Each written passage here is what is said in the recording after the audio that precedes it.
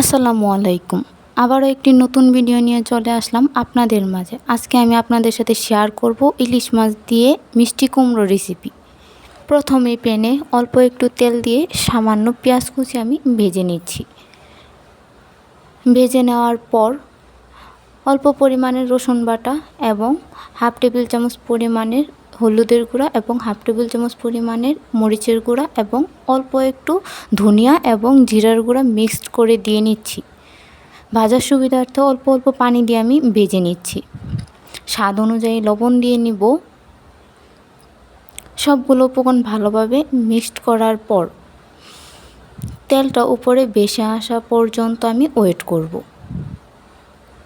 তেলটা ভেসে আসার পর আমি মিষ্টি কুমড়ো দিয়ে ভালোভাবে মশলাগুলোর সাথে মিক্সড করে নেব। এখন আমি মিষ্টি কুমড়োগুলোকে সিদ্ধ হওয়ার জন্য ঢেকে দেব এবং সিদ্ধ হওয়ার পর ঢাকনাটা খুলে ধুয়ে রাখা মাছগুলো দিয়ে নিচ্ছি ও একটু পানি দিয়ে মাছগুলো এবং তরকারিটা হওয়ার জন্য ভালোভাবে মিক্সড করে ঢেকে দেব।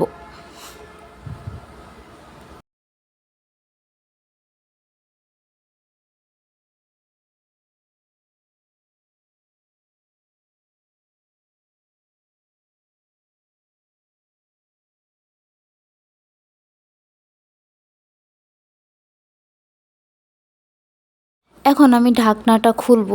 ঢাকনাটা খুলে তরকারি এবং মাছগুলোকে এপিট ওপিট করে উল্টিয়ে নেব।